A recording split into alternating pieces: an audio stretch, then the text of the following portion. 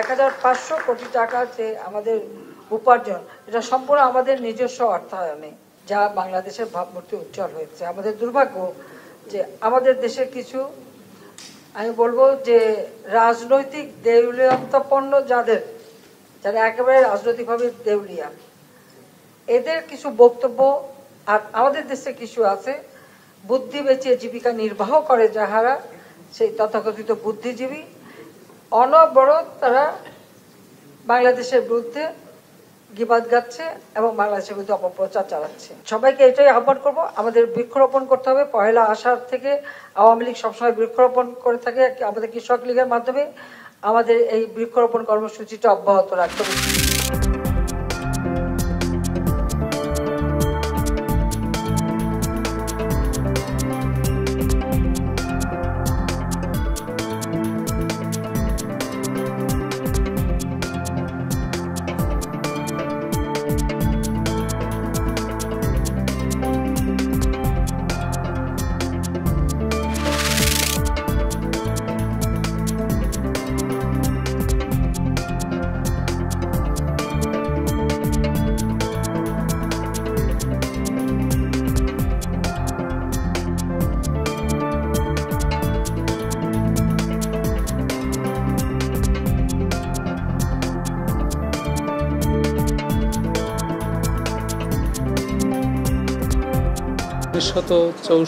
সালে যশোরে 44.5 degree Celsius তাপমাত্রা রেকর্ড হয়েছে। যদিও এই মৌসুমের 2024 সালে যশোরে সর্বোচ্চ তাপমাত্রা 43.8 ডিগ্রি সেলসিয়াস রেকর্ড করা হয়েছে। আশার আলো হলো 2 তারিখ থেকে বিচ্ছিন্নভাবে দেশের পূর্বাঞ্চল এবং বিচ্ছিন্নভাবে অন্য জায়গায় বৃষ্টি অথবা বজ্রসহ বৃষ্টি হতে পারে।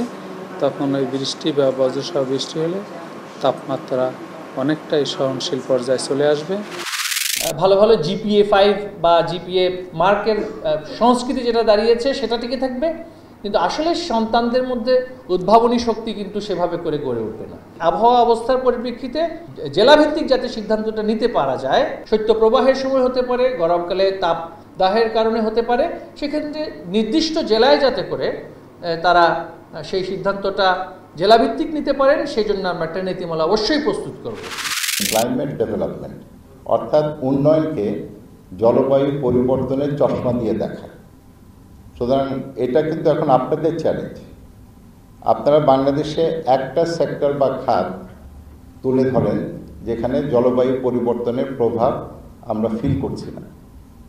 কৃষি, খাদ্য, জীবিকা সার্বিকভাবে, পানি, অবকাঠামো, কোনটাতে নেই?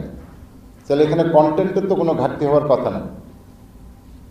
মানে এটা এখন পুরা সেক্টর, প্রতিটা সেক্টরকে ইনফ্লুয়েন্স করছে।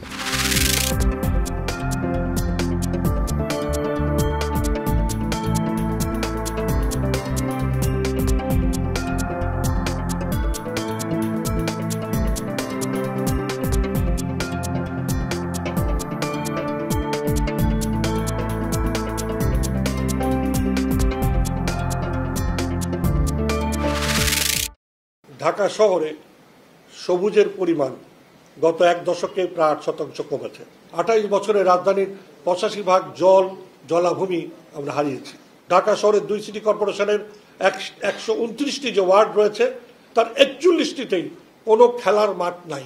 যেমন উন্নয়নের নামে নিজেদের সামর্থ্যের প্রমাণ নিজের ভবিষ্যতের বিকলাঙ্গ করার মধ্যে দিয়ে প্রমাণ করব, এটা হতে পারে না। আইনের প্রয়োগ অবশ্যই আছে, আমরা এগুলো অবশ্যই তদারক করি এবং আইন না মানলে আমাদের লেবার ল আছে, কোর্ট আছে, লেবার কোর্ট আছে, সেখানে তারা মামলা দায়ের করতে পারে।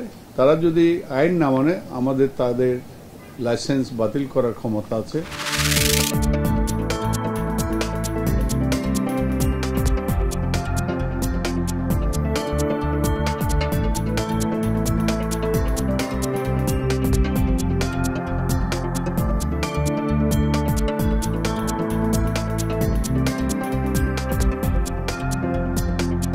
আমরা আশা করছি যে জাতীয় নির্বাচনে সে বেশি থাকবে এবং ভালো একটা পার্সেন্টেজ আসবে ইনশাআল্লাহ।